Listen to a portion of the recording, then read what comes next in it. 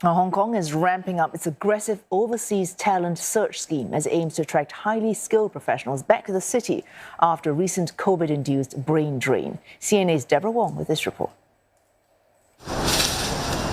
老實講，喺香港做 nurse， 大家都知好大壓力啦，即係人手又唔夠啦。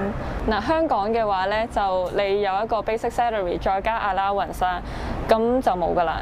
即係唔好話咩花紅啊 bonus 係完全冇啦。咁外國咧，佢哋就星期6日咧就會可能會乘1點幾咁樣啦，跟住你翻 night 嘅話咧，都會再乘大咯。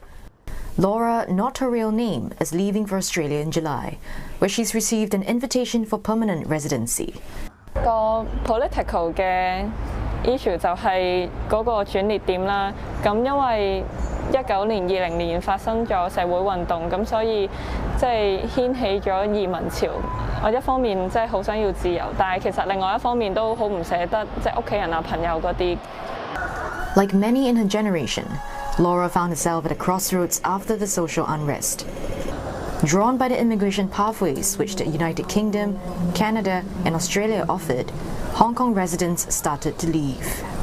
It's not just locals. Foreigners make up 10% of Hong Kong's population, and when COVID-19 hit, the prolonged pandemic restrictions added to that exodus. And we saw that spell out in the rental market. Now here, for instance, in the expat enclave of Discovery Bay, luxury rents continued to slide, dropping 2.4% in the last quarter of 2022, as demand falls while tenants leave. Before the pandemic, peak moving season usually takes place during the school break, from June to August. Usually in our business, inbound relocation, outbound would be 50-50, usually pre-pandemic. And then this has slightly started to shift, like I said, towards the end of 2020, and it really peaked in 2022. So probably from January to September 2022, we probably had 90% outbound versus 10% inbound. Chief Executive John Lee had pledged to raise the city's competitiveness when he took office, a goal that China said was pivotal to the development of the Greater Bay Area.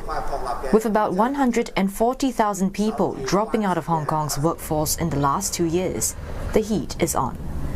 The city rolled out an aggressive talent trawling campaign last October, calling for graduates from the top 100 universities, or those who have an annual salary of about $320,000 US.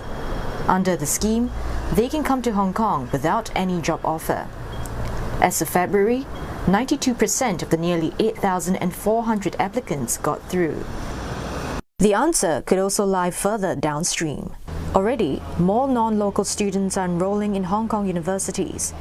But there's been a 3-year drop in those staying on after graduation, so retention is on the cards.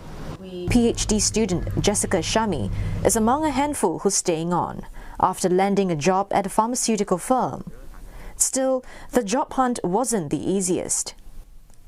It's relatively challenging in the sense that when I was looking for example job ads, a lot of them do ask for you to be able to speak Cantonese, and some actually ask for you to be even able to write and read Chinese, I would say. So yeah, partially I would say I got lucky in that sense, but I also think that the industry is moving towards being more open to foreigners.